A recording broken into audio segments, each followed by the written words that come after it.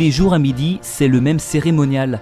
Amassés derrière les grilles du palais du gouvernement, les badauds assistent à la relève de la garde présidentielle. Sous les yeux du Premier ministre, la chorégraphie est bien rodée, presque mécanique. Une attraction appréciée des touristes qui visitent Lima, la capitale du Pérou. À quelques pas de la résidence présidentielle, un couple de jeunes mariés prend la pause devant la cathédrale Saint-Jean, quand d'autres cherchent un peu de fraîcheur à l'ombre des palmiers de la Plaza Mayor. Un peu plus loin, en longeant la rue piétonne de la Unión, l'imposante Merced et sa façade de granit se dressent devant vous. L'église de style baroque est un lieu de pèlerinage pour les fidèles péruviens. Elle est bâtie à l'endroit exact où s'est déroulée la première messe de la ville. Pour admirer Lima, prenez le bus et montez au sommet du mont San Cristobal. De là-haut, la mégalopole aux 10 millions d'habitants s'offre à vous.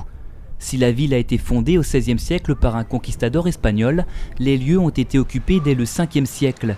En plein cœur du quartier résidentiel de Miraflores, le site archéologique de Huacapugiana rappelle la grandeur de la culture Lima, une ancienne civilisation précolombienne.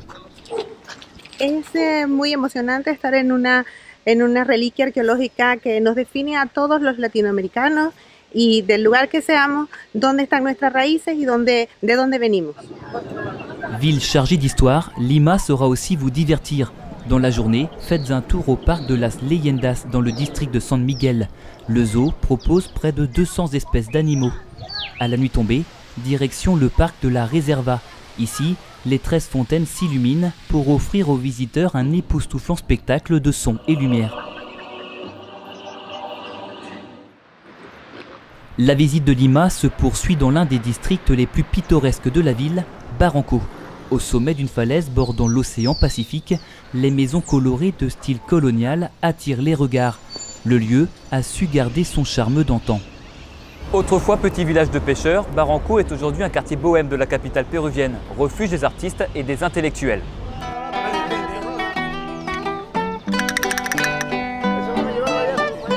Chaque jour, Carlo et ses amis s'installent devant l'église de la Ermita, gratte à la main. À Barranco, l'art est omniprésent.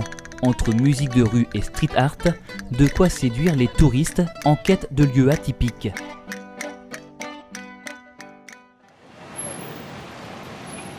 Souriante et pétillante à l'image de son district Barranco, Lima a aussi été touchée dans sa chair au début des années 90. Retour à Miraflores avec Wilfried Gutiérrez, un habitant du quartier. El 16 de julio del año 1992, la apacible calle Tarata fue afectada con 283 kilogramos de dinamita por el grupo terrorista Sendero Luminoso, y donde fallecieron 25 personas y hubo más de 200 heridos. Lo estará para ti. Hay miles de personas de las cuales no conocen las dificultades. Face à l'horreur, les Liméniens ont décidé de répondre de manière pacifique. Chaque vendredi soir depuis 20 ans, des dizaines de personnes déclament des poèmes dans le parc Kennedy, à 2 pas du lieu de l'attentat. Yo no soy mi identidad, no soy un número. La poesía en el parque inicia a raíz de un atentado de un terrorista, pero nos lo convertimos en un estandarte de la lucha contra el mismo, no solamente el terrorismo físico, sino el terrorismo cultural, algo que le falta mucho a nuestra sociedad y queremos combatir con poesía, con arte. Avant de quitter Lima, profitez une dernière fois des charmes de la Cité des Rois. Sur le Malecón, posez-vous dans l'un des nombreux parcs qui bordent la jetée. En fin de journée, admirez le coucher de soleil, ultime spectacle face à l'immensité de l'océan Pacifique.